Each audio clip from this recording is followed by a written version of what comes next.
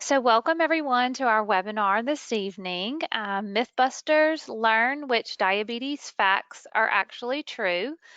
Should you have any technical difficulties during the broadcast, there's a number there at the bottom to call. The phone number is 1-800-263-6317, and then you'll have to give them the webinar ID. Let's see.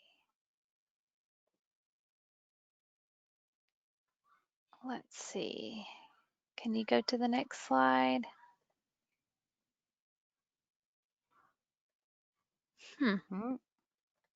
Here we go. There we go. Thank you. So this is an interactive program. Our format includes a short presentation followed by an interactive discussion. To type in a question, use the question section of the webinar toolbar. You'll see that probably to the right of your screen. At the end, you'll have a chance to ask questions. So we look forward to an interactive webinar this evening. Just a disclaimer, we know that the information you're about to hear may motivate you to make lifestyle changes, so please consult your physician before making any changes to your current routine. This online Q&A session is intended to give general advice. This information is not a substitute for personal medical advice and involves the professional opinion of the Cecilia Health Certified Diabetes Educator, Certified Diabetes Care and Educator Specialist. Our webinar leader this evening is Teresa Grasso. Teresa is a registered dietitian and certified diabetes care and education specialist. She's been working in the nutrition field for over 20 years and has specialized in diabetes care for the last 10 years. She resides in New Jersey with her husband and 3 girls. She leads an active life with her family as they are involved in multiple sports and activities. She's passionate about nutrition and leading a healthy lifestyle and enjoys teaching others how to improve their health. So thank you very much for leading our Cecilia Health webinar this evening, Teresa. So you may take it away. Thank you. Thank you. Welcome, everybody. So tonight we are going to speak about the common diabetes myths. We're going to look at how to spot a myth. And then again, we're going to open it up to questions, answers, and sharing, the information. Again, just please talk with your healthcare provider before making any changes to your diabetes treatment plan. Okay, so jumping right in, our first diabetes myth and truth. So is this a myth or a truth? All diabetes pills are not safe. So what we know is that this is definitely a rumor. Diabetes medications go through extensive testing before FDA approval. And it's important to know that certain diabetes medications shouldn't be taken by certain people with different medical conditions. So there may be a time that somebody cannot be on a certain medication. According to the FDA, most side effects are not serious and they will go away on their own. Certain medications, side effects, they could cause stomach irritation, different GI effects. So if you ever are experiencing any side effects, it's important to call your doctor. A lot of the side effects will resolve on their own, but you do want to make sure you let your doctor know if it's concerning to you, if ever the side effect is affecting your daily life. That's certainly something to bring up to the doctor and, possibly get those medications adjusted, or the doctor can help you work through some of those side effects.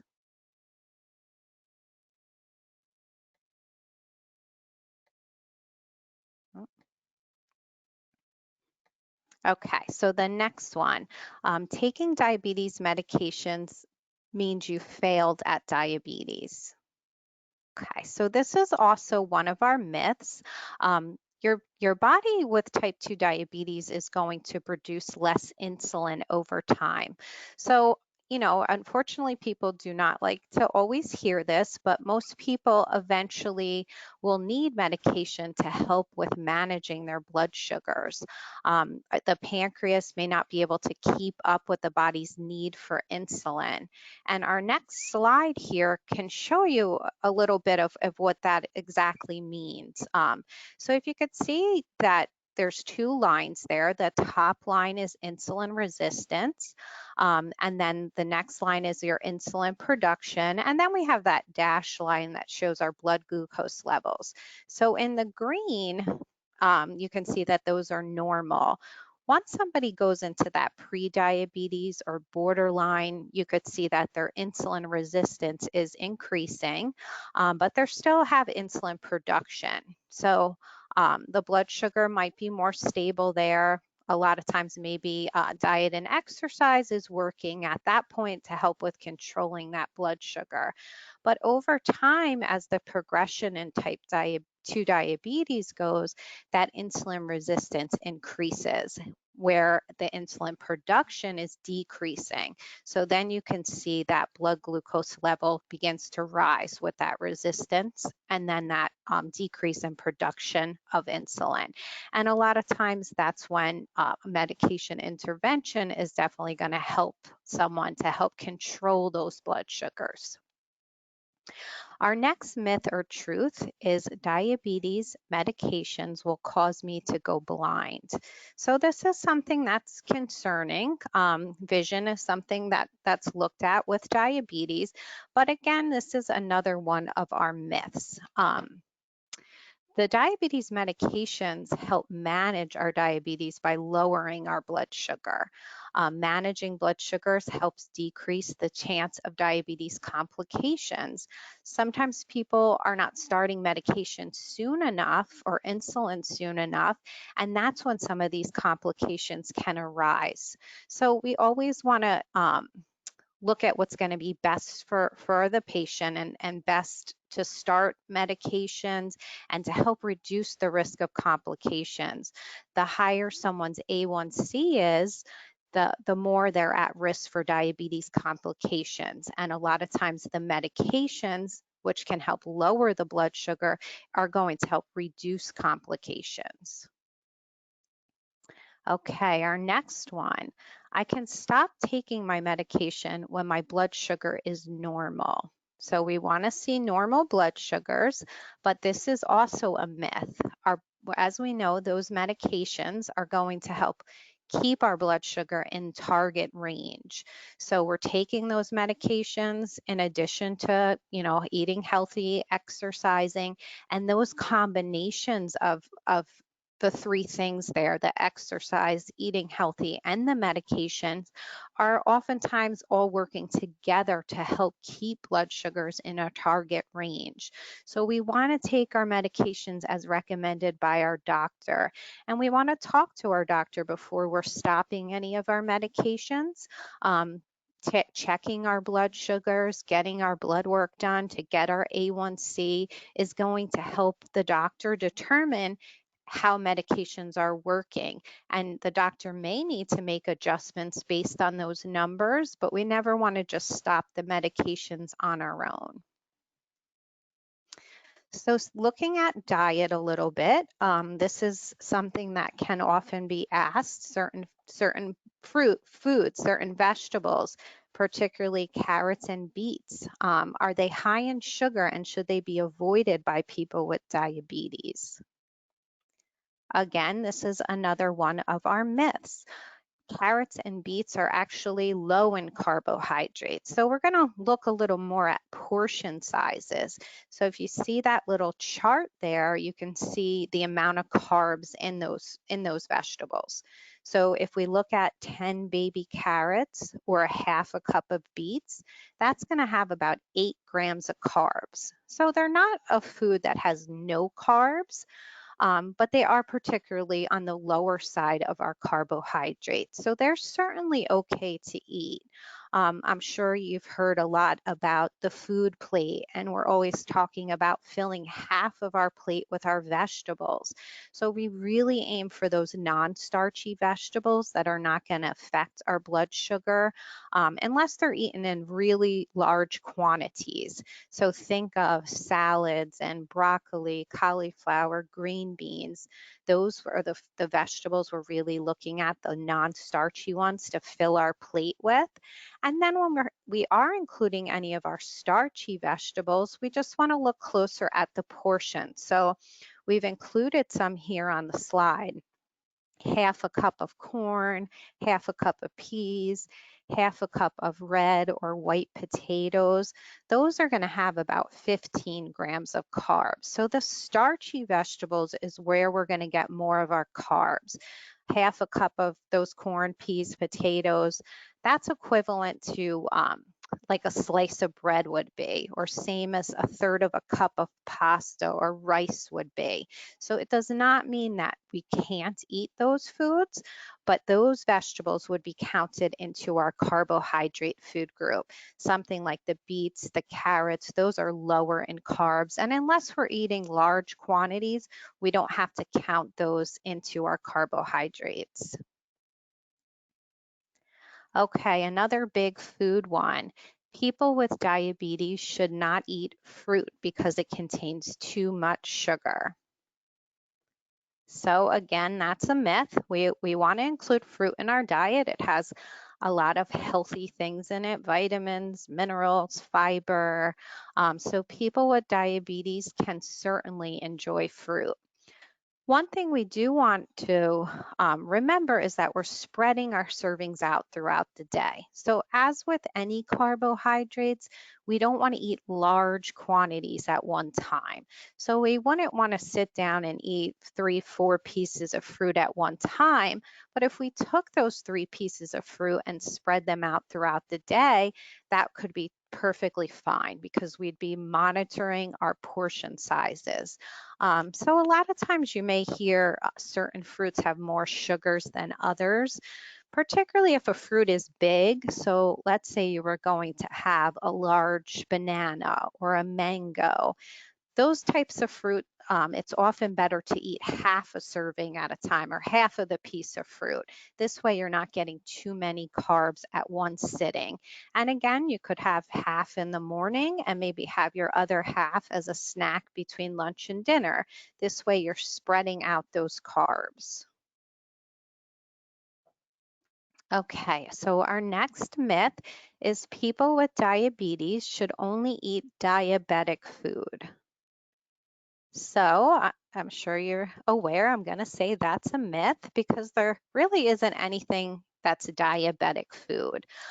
People with diabetes can eat any food in moderation. So what we really look at are portion sizes. How much are we eating? So special diabetes foods are not needed. We really have to look closely at our serving sizes, the quantity of food that we're eating. Okay, so what we want to be aware of, so there's different signs that you can be getting some misinformation. So some things to be aware of. If you see a list that has foods that are, this is a list of good food and this is a list of bad food for diabetes, again, that's something to be aware of because that can really be some misinformation in there. We really can include most foods into our diet when we have diabetes. Again, it's the portion sizes that we often have to look at and concentrate on, not particularly thinking of this is good food, this is bad food, but let me look at how much am I eating? Let me look at how to balance my diet, how to include a lot of good foods, and to help with my portion control. Certain foods have a lot of added sugar, think sodas and juice drinks that have a lot of added sugar. And I would say those are things that we really cannot include in our diet. But for the most part, if we're thinking of food, we can incorporate most things into our meal plans. If something is a promise to cure diabetes, that's a big red flag. Um, I know that slide we went through briefly before about the insulin resistance and insulin production. With type 2 diabetes, it is a progressive disease. So there's not a cure for diabetes, but it's certainly a disease that can be managed, and we can control it, and we can have good blood sugars and stay within our target ranges. So if something is saying this will cure diabetes, that's probably a red flag, some misinformation there. Unknown websites. So, Google is our friend. We look up everything, but you just want to be careful of what websites you're looking at. You want to make sure they're reputable. And you can always, if there's something you're questioning, bring it to your doctor, bring it to your health coach, and ask them, is this something that is a good website? Is this a reputable website? Just to see if that's sound information that you're getting. If there's claims that sound too good to be true to help improve your blood sugar, those blood glucose levels, that's a red flag. There's a lot of crazy stuff out there, so just be careful, what those claims are. And again, you can always bring it to the health professional if you're questioning it, and they can help you walk through what things are good information and what may not be. If you see recommendations based on a single study, sometimes there's a study and it says this is really good for you, but it's really not looking at a lot of people, or it's not looking at a lot of good information. So just be careful with that. And then if you see recommendations that promise a quick fix to manage your diabetes, that's another red flag.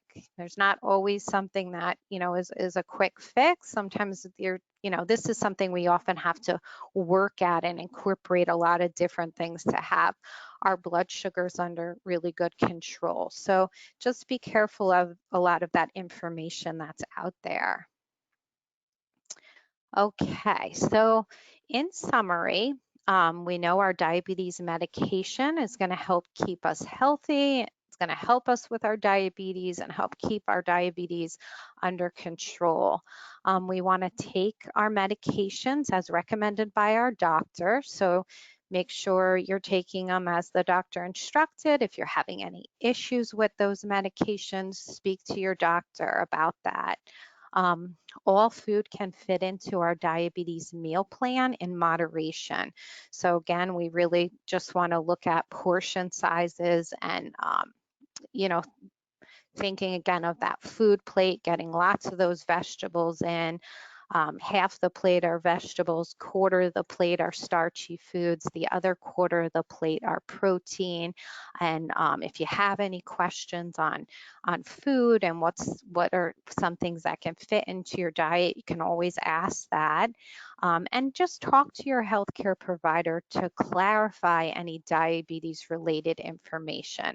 So again, there's a lot of different stuff out there. So if you're hearing anything, seeing anything, reading anything that you're unsure if this is good information, bring it to your healthcare provider and ask them what they think about the information and walk through that with them. Okay, so if anybody has any questions that haven't been answered, please feel free to ask them now, and we can, walk through some different information if you have any questions on anything. Oops.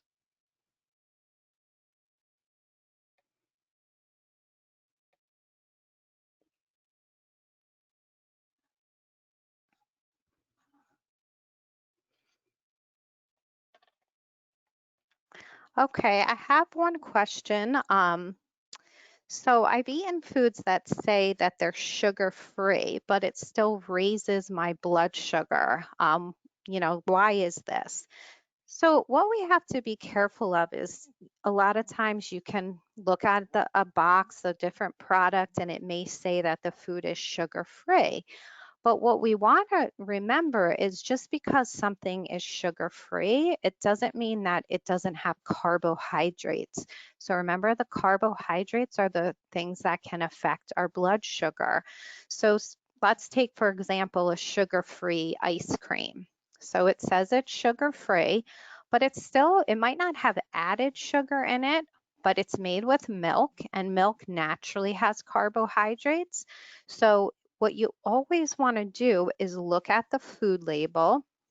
When we look at a food label, one of the most important things is going to be on the top of your label, the portion size.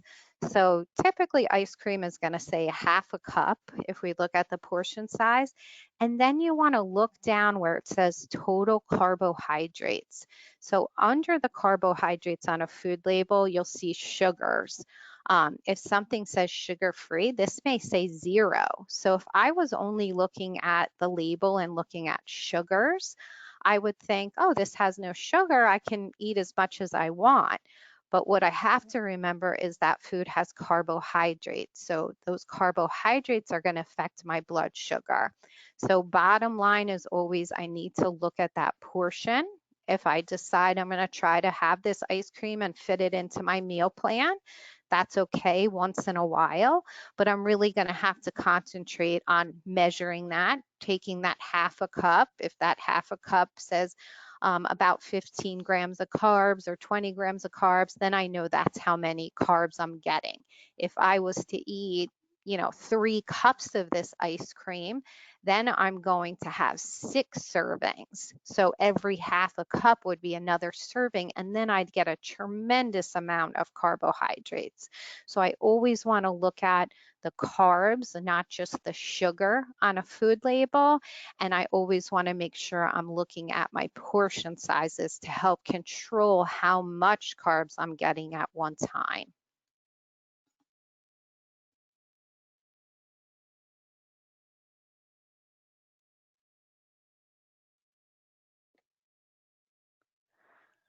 Okay, see if there's any other questions.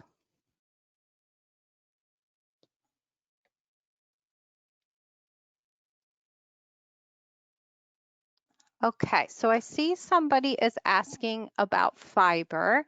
Um, so it just says, how does fiber react with food? So one thing we know about fiber is our body actually does not digest fiber. So if we can think of fiber as kind of like a broom. So we know fiber helps us to go to the bathroom. So we think it helps our body digest foods. Um, and for blood sugar purposes, what that fiber does is it helps with slowing down that digestion. So let's just take, for example, a white piece of bread and a whole wheat piece of bread. So obviously the white bread is no fiber, and then the whole wheat bread is going to have fiber in it. So when I eat that white bread, it's processed. So the grain is basically stripped. So everything's stripped out of the grain, and it's more processed. Kind of think of it as like a finer grain. And then what happens is my body digests that much quicker. Doesn't have that fiber in there to slow down. So my body is digesting it much quicker, which in turn can make my blood sugar go up quicker.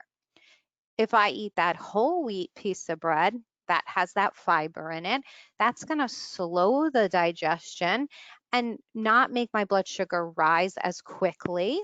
And then also, my body is not actually absorbing as much of the carbohydrates when I'm eating foods that have more fiber in it.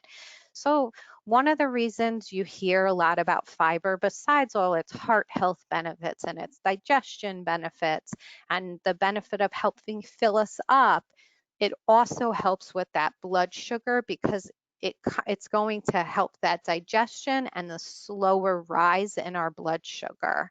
Um, so I hope that answered that question. If it didn't, um, oh wait, I see a little more of your question here. Well, it just got cut off. Okay, so um, about subtracting fiber from the carbs when you're counting. So this is an advanced thing that, if you're really watching your meal plan and you're really counting carbs, that's what people would do. Everybody does not have to do this. So getting back to those principles where, I was saying that fiber is not digested. We're not getting all the carbs when a food has a lot of fiber in it. You may even see on a food label something that says net carbs. And a lot of times that on a food label is when they subtract the fiber from the carbohydrates. So a rule of thumb is we never subtract the fiber unless it's 5 or more. So let's say I have a cup of cereal. I look at my label, cereal, 1 cup. That cereal is, a brand cereal and it has 30 grams of carbs in it. Underneath, I look and it tells me that this cereal has 5 grams of fiber in it.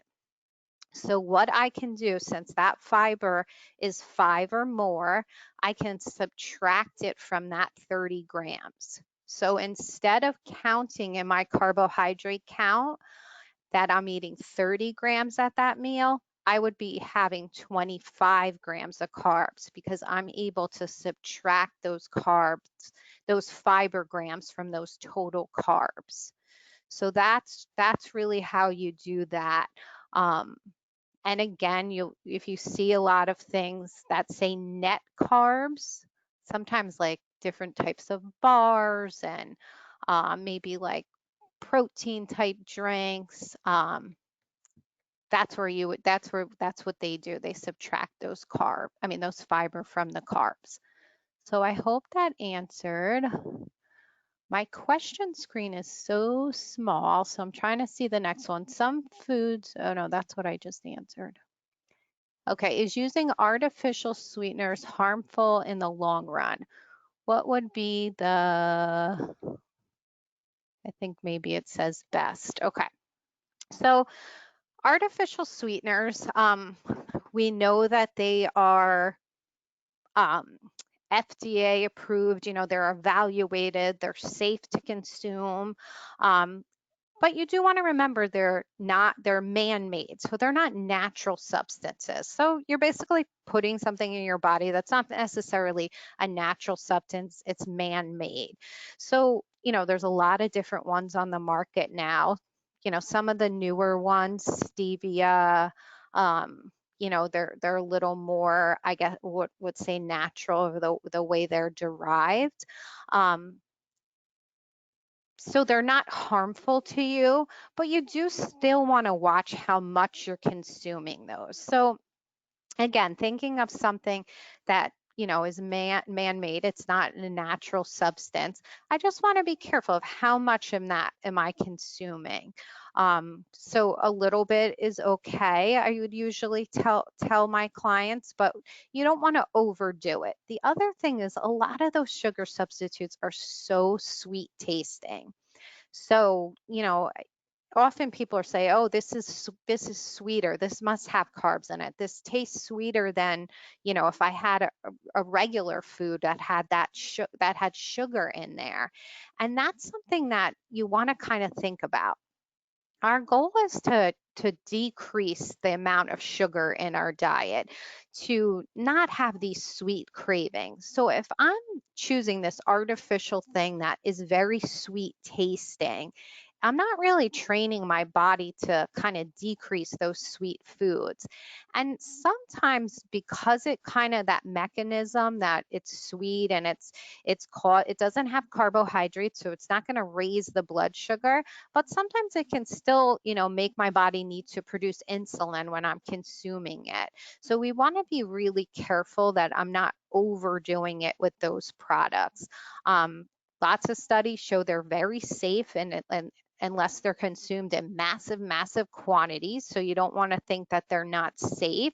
But I think from a healthy diet perspective, you just want to be careful of how often you're choosing those foods.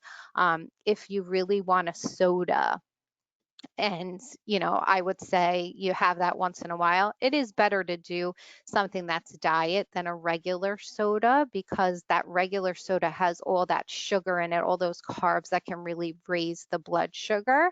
And occasionally, if you had the diet one, that could be okay.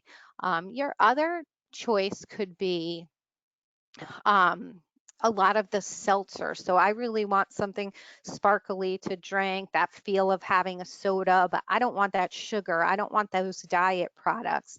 One of the things you could try are the flavored seltzers because they're going to give you that little bit of taste that you're looking for, the bubbly, but they're not going to give you either the sugar or the substitutes. So whenever you can, avoid those type of products. It may be better, but including them a little bit is okay. Okay. So somebody asked how you can avoid bloating tendencies. So bloating can be caused from a lot of different things. So that's um, not as easy to answer. In regards to this, though, just getting back to the sugar substitutes, sometimes those do cause people to have some GI discomforts and bloating. So be very careful if you are choosing products that have some of the sugar substitutes and you are feeling some bloating and GI discomfort, kind of see if that might be what could be causing it. And I would say just on a whole, if you're feeling like you're bloated, the best thing maybe to do is keep a good food journal. Write down everything you eat. I know sometimes that's annoying and cumbersome, and even if you say I eat the same things every day, but keep a journal of what you're eating and then write any of your symptoms. So, write what you eat and your symptoms diary. Right next to what you're eating, write those symptoms down, and you have to try to find your triggers.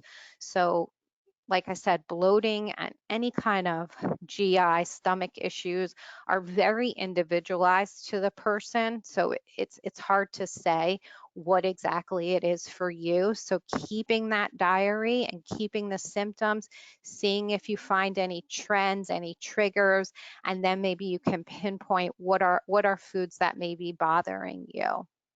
Okay. All right. Some studies show that brown sugar is better than white sugar. Is this a myth? So when it comes to sugar, um, brown sugar, white sugar, cane sugar, whatever other names are out there for sugars, they all are going to have carbohydrates. So the brown sugar is going to affect your blood sugar just like the white sugar would. The difference is how the granulars are. So the white sugar is more fine. You'll see that that's more fine. A teaspoon of white sugar, you're going to get a lot more of those granulars than if you did a teaspoon of brown sugar. So if you're kind of measuring and looking at both, your teaspoon of white sugar, you may be getting a little more carb just because it's more fine. The brown sugar, because it's a little like thicker, so to speak, not as fine, you may not be getting as much, but again, it just depends. If you packed it into that teaspoon, they both can equal each other. Effects on the body, effects on the blood sugar, they would both affect our blood sugar the same way.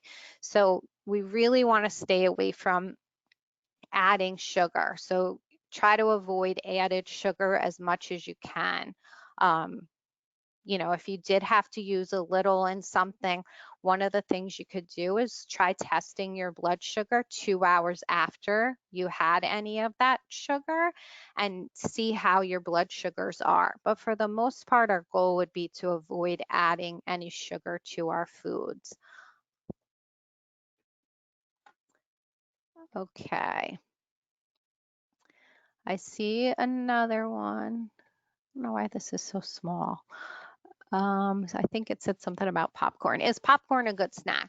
Okay, yep, popcorn is a good snack. Um, so popcorn can be very healthy for us, particularly if it's air popped and it doesn't have a lot of added butters and salt and all of that. Because it's corn, and if you remember that slide, we showed corn is a starchy vegetable. So it is going to have carbohydrate. So we would count it like a carb. Um, but the portion is pretty big of popcorn. So you get 3 cups of popcorn has about 15 grams of carbohydrates. So again, it would come down to portion sizes. We want to always look at how much we're eating. So even a good food, if we excessively ate it in one sitting, it couldn't raise our blood sugar. So we want to look at the portion. So 3 cups is your portion of popped popcorn. And it definitely could be a good snack.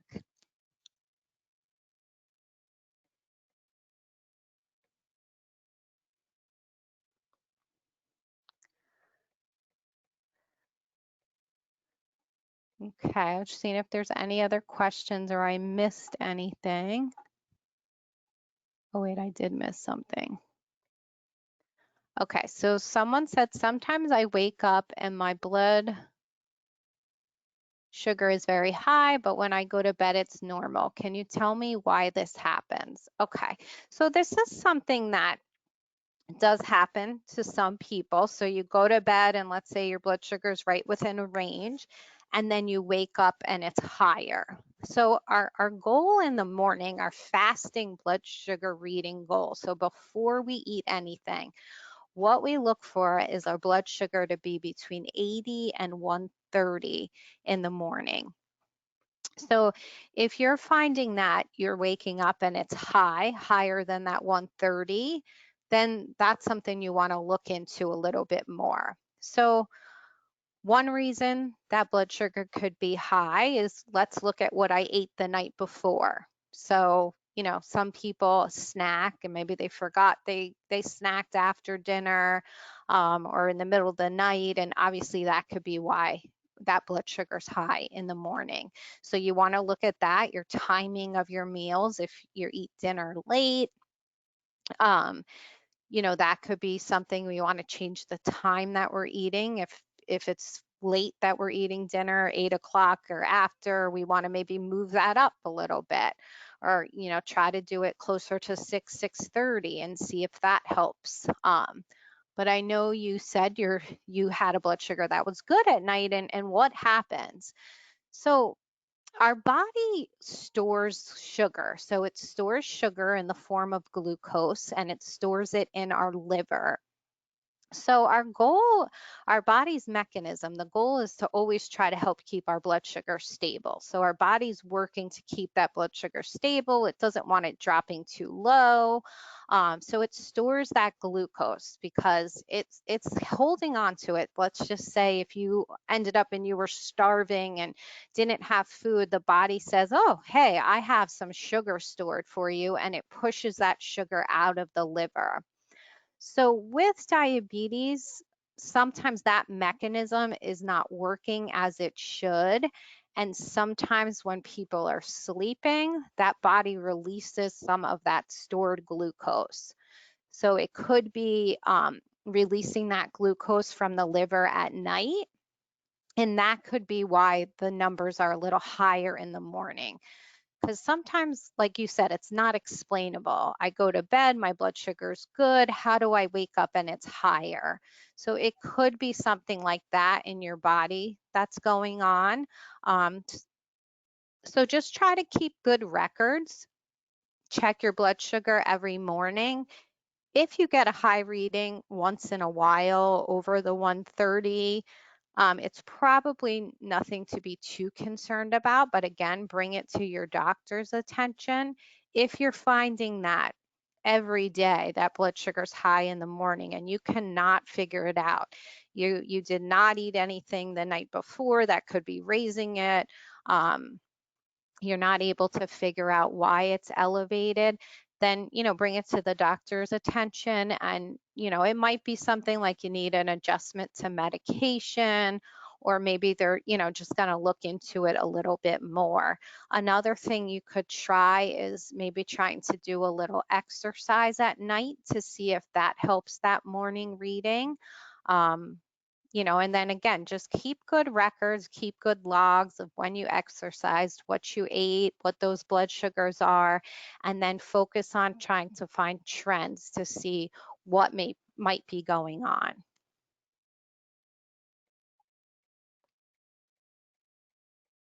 Okay.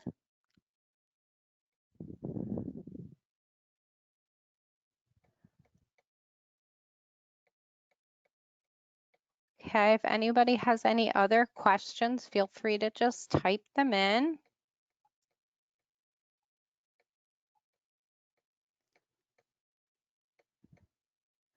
Okay, how much of carbs we can consume per day if we're insulin dependent? I love this webinar. Thank you.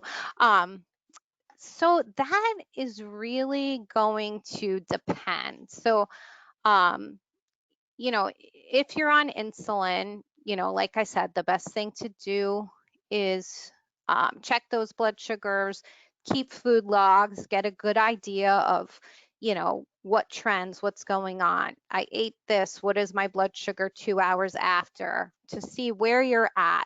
2 hours after we eat, we look for our blood sugar to be less than 180. So remember, fasting in the morning, we're a little more stringent. We want that one between 80 and 130. And then if we check our blood sugar later in the day, 2 hours after we eat, I'm sorry, did I say the right thing? In the morning, 80 to 130. After we eat, 2 hours after, less than 180 is what you're looking for. So um, the amount of carbs, just to be very basic, because I don't have all your information, what your medications you're on, what's going on with you, but very basically, most women are going to have their carbs somewhere around 45 grams per meal. And then most men can do a little bit more. So somewhere around 60 grams of carbs per meal. So we don't often look at how many carbs in a whole day. We often look at per meal because remember, we want to spread those carbs out throughout the day. We don't want to say we can have X amount of carbs and then eat them all at one time. We want to make sure we're spreading them out throughout the day. So a good place to start is women around 45 grams per meal, men around 60 grams per meal. Now, of course, everybody should be individualized and that those goals can change. Or somebody could have a meal where they do, you know, a woman might do 30 to 45, a man might do 45 to 60 grams. But those are just general rules to start with, and then you would just want to adjust it depending on your readings and what other things are going on. And definitely talk to your diabetes coach about that, your doctor, dietitian, and somebody who can really map it out for you. But that's a good place to start.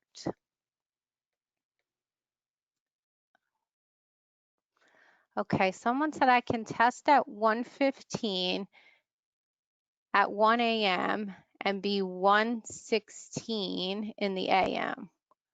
My doctor calls it fasting.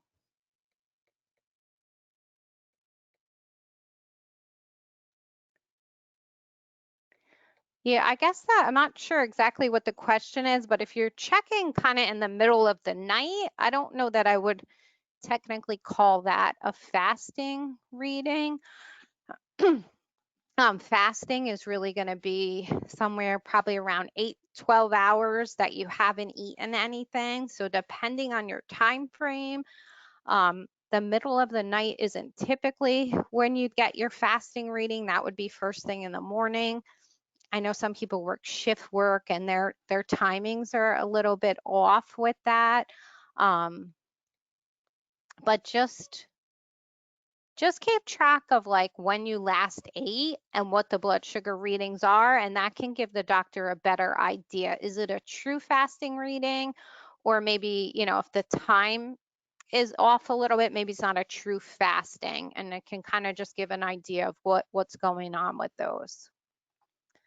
Okay, some people say that unspent insulin.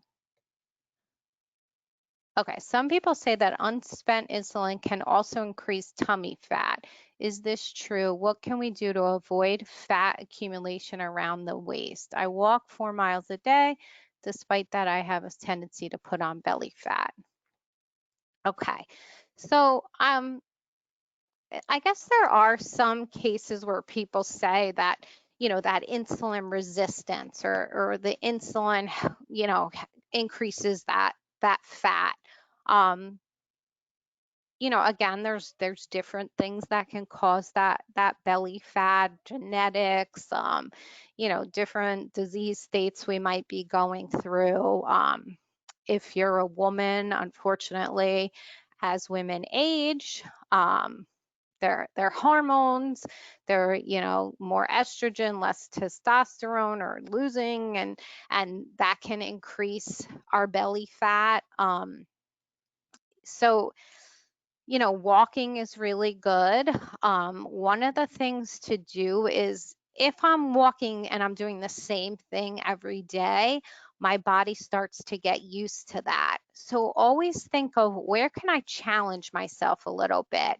And again, as I age, I'm losing muscle and I'm getting more fat. So or gaining more fat. I don't want to say getting fat, but gaining more fat. My muscle goes down, my fat goes up in my body.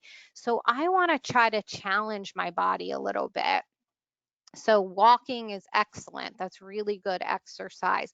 But maybe I need to add a little bit of resistance training. Maybe I need to add a little bit of weights or using my own body to do things. So it's not like that you can spot reduce, but it might be adding some exercises for the stomach to see if that's helpful. If you're somebody who's taking insulin, make sure you're rotating your insulin injections. Make sure you're not sticking in the same spot all the time, because then you can get fat deposit or scar tissue. So you want to always make sure you're rotating your insulin, do like clockwise around your stomach, or you can use the back of your arms. We always want to put insulin into fat. So if we were using our arms, it needs to be the back of the arms. If we're using our legs, we need to do in the fatty sides of our legs. But maybe just try to switch up the exercise a little bit, whether it's doing 10 more minutes or adding a little resistance exercise, or maybe doing, if you're able, some sort of strength thing. Some yoga sometimes is good because that's helping use your own body to help work on creating more muscle, so we can kind of convert changing some of our fat in our body to muscle. So I hope that answered that. Okay, so we'll see if there's any other questions that came through, or I think I got them all, but if I missed anybody, just type in your question again and I can answer it. But I'm pretty sure I got them all that were on here so far.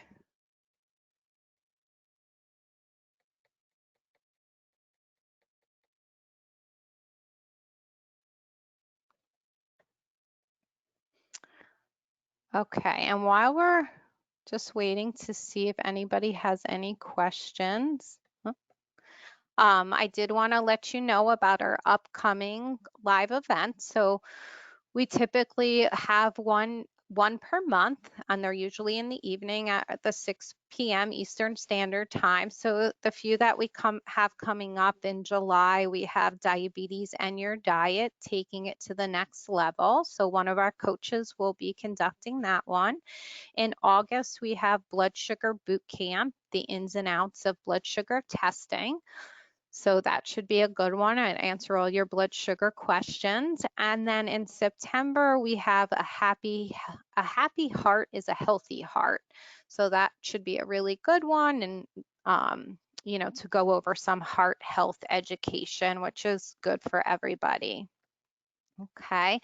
Also, want to make you aware of our Cecilia Health resources. So we have our Facebook group. So you can go on Facebook and you look up Diabetes Innovation, and this is the site here if you want to use that to get to it, but it would be Diabetes Innovation on Facebook. And then we also have our Cecilia Health blog. So that would be at our website, www.ceciliahealth.com, and then you'd go under the blog for that. So that's that link there if you wanted to jot that down so you could check that out. We talk about a lot of good topics on the blog, a lot of good information on both of those sites, good health information for you. Oops.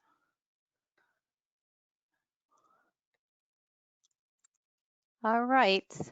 So if nobody has any other questions, I thank you for attending tonight, and I thank everybody for asking the questions and making this a great interactive session. I hope you can join us next month for our next webinar. Thanks so much for coming. Have a great night.